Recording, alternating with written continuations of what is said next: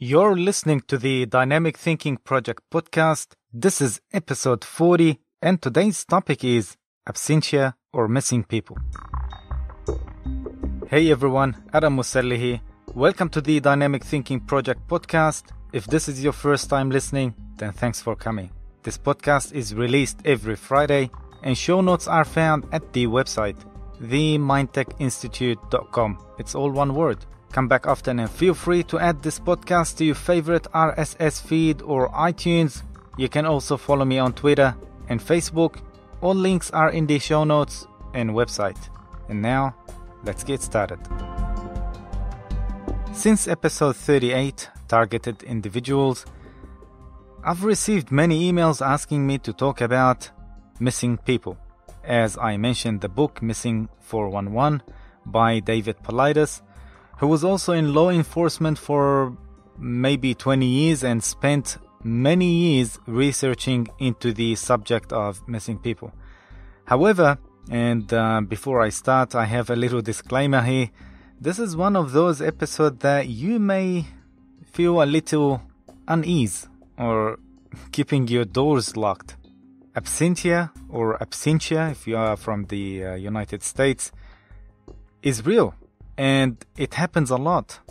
Absentia in Latin, it means absence. And absentia is a legal term. It means in the absence or while absent, which is usually associated with missing people. And I think if someone disappeared for 7 years, legally will be declared as deceased or dead. In the past, almost a decade and a half during my work in hypnotherapy and psychology, I've had some clients who had experienced missing time or disappeared for some time, could be hours or sometimes days, and then came back. But they don't remember anything happened during that time, during that missing time. And that's when we use clinical hypnotherapy to retrieve the missing information or that amnesia from the subconscious mind to know what happened exactly, if it's an abduction, a kidnap, or whatever. But when we know what happened to that person, automatically half of the problem is already gone, and we start with the therapy process by doing hypnotherapy and counseling. And I've heard some really bizarre stories, and the strangest thing is most of them sound almost identical. Many of them had no interest whatsoever in the paranormal, in the sci-fi or fiction. Most of these people who I spoke to were analytical people with jobs such as engineering, accounting, and similar jobs. Most of them were healthy, were non-smokers, non-drinkers, or just occasionally drinks. They were healthy physically and mentally. And of course, they were never interested in publicity at any rate, nor seeking any attention from anyone. In fact, most of them didn't even tell their spouses about their experiences or even they are coming to see me. So their number one priority was privacy and never told their stories, and I won't. However, we live in a very strange world, and only a dumb person who denies things just for the sake of being skeptic. And we understand such behavior is based on fear or personal gain. So strange things do exist. And of course, I don't just believe anything I see or hear. I do a thorough research, and I'm very open-minded to believe something until it's proven otherwise. So to deny something, you must provide a greater evidence to deny that claim. And that's what we teach our counseling and NOP and hypnotherapy students, to respect your client's model of the world as how your client or the person see the world. Because you definitely cannot see what he or she is seeing or sees. Otherwise, you would be in his or her place. It's all about respect. You don't have to agree, but respect what you don't know or cannot know or fathom. And by the way, if you would like to study and become a fully qualified hypnotherapist and then apply for a diploma in counseling, here at the Mindtech Institute, we offer a fast-track learning program that allows you to become a fully qualified counselor. And if you would like to learn neuro-linguistic programming, NLP, and become a life coach, now you can study all that totally online. All you have to do is just visit mti.edu.au or themindtechinstitute.com, and you will find all these courses along with many other courses once you click on the online courses tab. All our diplomas and advanced diplomas are accredited and recognized worldwide. And for more information on how to contact us, all can be found on our website, themindtechinstitute.com. Going back to our topic and people disappearance, it's really absurd to say that every person disappeared or in absentia was abducted by aliens and they took him or took her to another planet. This is absolutely and utterly absurd. There are some people on this planet who are more evil motivated than evil itself.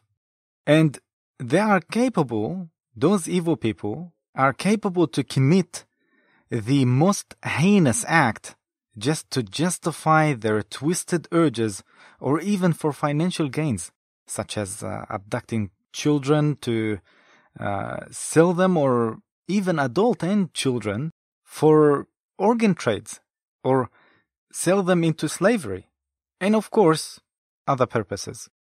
So there are lots of people and children disappear all the time. The Wall Street Journal reported in 2012 that it is estimated that some 8 million children go missing around the world each year. That's only children. In the United Kingdom, the Huffington Post reported in 2012 over 140,000 children go missing each year, as calculated by COP of the United Kingdom National Crime Agency. Also, according to Wall Street Journal in the United States, 800,000 children were gone missing annually, according to a 2002 government study. That was 16 years old report, and I couldn't find any current statistics for some reason. Now, these children could be missing due to reasons such as runaways, abductions by a third person, national or international parental abduction, missing unaccompanied migrant minors, lost, injured, or hurt themselves and cannot be found immediately. And also, for example, accidents during activities at youth camps, for example, where they go into bushes and then they hurt themselves and disappear. Those are the major explanations for missing children, and it does make sense. Despite some very strange disappearance cases of children, but keep an open mind that children don't have the same mental and physical strength as adults do. Thus, it makes them more vulnerable to defend themselves against kidnapping attempt and other causes. However, what about adults? Every year, millions of people just disappear without a trace. And I've always wondered why not too many people are asking more questions about this. Where do these people go? Now, I'm not going into some stories of time wraps and parallel universes now. For some reason, the missing Malaysian flight MH370, which disappeared without a trace in 2014, just came to my mind. But nevertheless, I'm going to tell you some really bizarre missing people cases.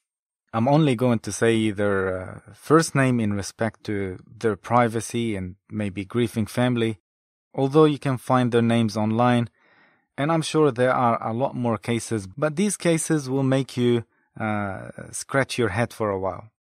Now, if you are from Australia, you would know this case. In 1978, Fred V, was a pilot who set off from Melbourne Airport on a training exercise over the Bass Strait. But he never arrived at King Island, which was his destination, by the way. However, he radioed in that there was a strange craft following him. And the last radio piece communication he had with the radio tower was a metallic scraping sound. There are people who said that he was disorientated because he was flying upside down and therefore was seeing the lights from his own craft on the water as a reflection. But the aircraft he was flying could only fly upside down for few seconds only before stalling. They have never found him or his craft. Another case, in a night in October 2010, Amy R. had been watching TV alone after her husband Keith and their friend Petra retreated to their respective bedrooms at around 9:30 p.m. 2 hours later, the friend Petra returned to the living room just in time to witness Amy being carried out of the window and toward a huge object by a beam of light. Petra briefly fainted in shock before screaming for Keith, the husband, who promptly awoke and rushed outside in search for his wife. Although there was no sign of Amy or a huge object, but he noted the bushes underneath the window were burnt. The pair called the police, who were skeptical about the abduction claims. Just 90 minutes after she went missing, Keith received a phone call from a woman in Mackay, Queensland, which is around 8 hours drive away. The woman, who had found a very confused and dehydrated Amy in a petrol station. Although unharmed aside from a few marks on her legs and feet, Amy initially struggled to identify herself and was taken to a hospital. Bizarrely, her body hair also grown in a manner that suggested a considerable period of time had passed. She later said she remembered lying on a bench in a brightly lit room while tall figures took samples from her. Also in 1992, Gary W. and Colin W., they're not siblings. This is another case of alleged extraterrestrial activity in Scotland reported by ambulance technicians Gary, who was 33, and his friend Colin was 25. The pair were driving along the A70 South Glasgow at 10 p.m. when they noticed a distant black object in the sky gradually moving towards them. Suddenly, the object dropped a curtain of light immediately in front of the van and the pair blacked out.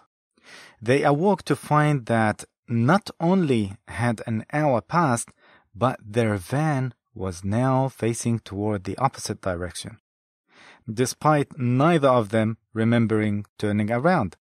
The shaken-up men would later both reluctantly agree to being hypnotized in effort to find out what happened in that last hour. During these hypnosis sessions, both men spoke in details of experiencing intense pain as they drove into that light, and of being taken on board a spaceship and stripped of their clothing by 3 beings. Gary also recalled hearing human screaming from a nearby room on the ship. Classified documents released by the British government in 2012 revealed that the Ministry of Defence had taken the abduction seriously and filed it among 6 other alleged alien encounters in Scotland.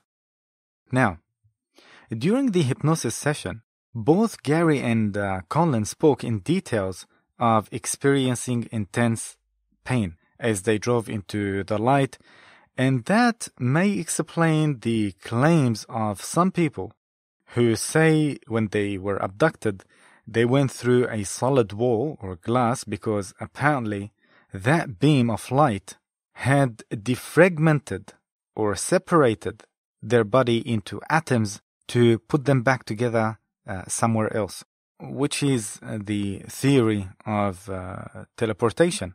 You see, we all know nothing is solid, even the hardest matter, but the atoms of that solid object vibrate fast enough and frequently enough, which create the coherency of that object and make it appear solid to us. So, if we vibrate another object at the same speed or faster speed of what the other object or what the other solid object is vibrating at, we may be able to pass two solid objects into each other. And in teleportation, the concept is similar as you have point A and point B when an object goes from point A to point B in the same way as a scanner and a printer. Point A scans the object and point B prints it out somewhere else. However, can we do that with a human instead of an object? I don't know. I'm not a quantum physicist, but think about the Philadelphia experiment in 1943 where they used the same concept, point A and point B. Scientists tell you, if you can scan every atom and cell in the human body and want to teleport them to print them out somewhere else, exactly as what the Philadelphia experiment was about, it will be almost impossible to put them back together in the same order, or at least the person will be deformed. It's exactly what happened on the Philadelphia experiment on the ship.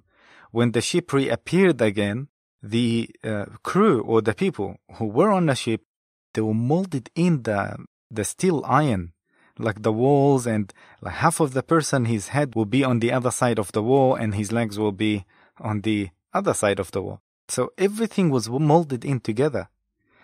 It does make sense that we are not able to teleport an object from point A to point B. So how about a human?